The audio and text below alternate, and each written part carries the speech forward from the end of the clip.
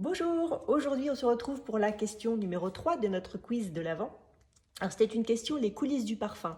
Les coulisses du parfum, c'est une catégorie qui traite des thèmes assez variés qui vont de l'olfaction jusqu'à la création d'un parfum.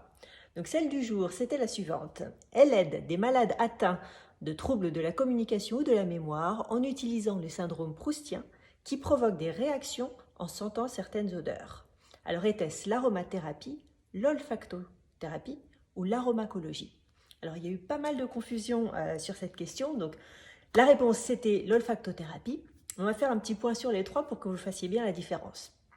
Alors, l'aromathérapie, elle soigne en utilisant des huiles essentielles par application, par inhalation ou ingestion, en partant du principe que ces huiles ont des propriétés pharmacologiques.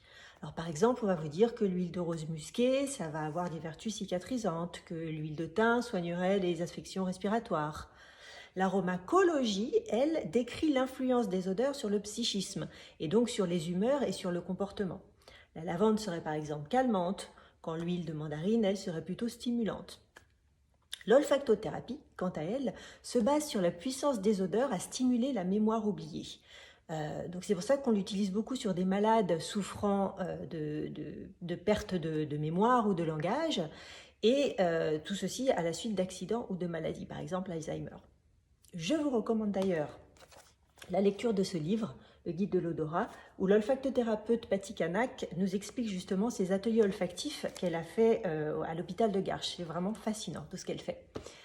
Et alors cette année avec la Covid-19, beaucoup ont découvert l'anosmie, cette fameuse perte de l'odorat, et se sont rendus compte que sans odorat, la vie peut devenir bien morne, parce que qui dit plus d'odorat dit aussi plus de goût, plus de plaisir qui peuvent être donnés par ces émotions générées par des odeurs.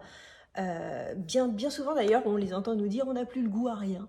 Alors oui, ça c'est un petit peu embêtant, puis ce qui est embêtant également, c'est que ça peut être dangereux, parce qu'on a plus de risques face à des accidents domestiques, parce que vous ne pouvez pas sentir l'odeur du gaz, vous ne pouvez pas sentir du brûlé, de la fumée, nourriture avariée par exemple. Donc à ce titre, je souhaite d'ailleurs remercier et féliciter un travail qui est fait actuellement à l'université de Nice, qui est vraiment un travail de collaboration scientifique entre des experts de neurosciences, des médecins, des compositeurs d'odeurs, et tous ensemble donc s'attellent à créer des protocoles de rééducation olfactive post-Covid-19. Donc ça, je trouve que c'est vraiment une très très belle idée. Alors quant à vous, à la maison, vous pouvez bien sûr entraîner votre odorat, entraîner votre olfaction, en sentant à l'aveugle tout un tas de choses, des herbes, des fruits, du chocolat, du café, du dentifrice, du shampoing, etc. Et si vous avez un jeu olfactif Master Parfum, vous pouvez bien évidemment sentir les crayons et vous amuser en les sentant, à essayer de découvrir de quelle facette il s'agit et quels en sont les composants.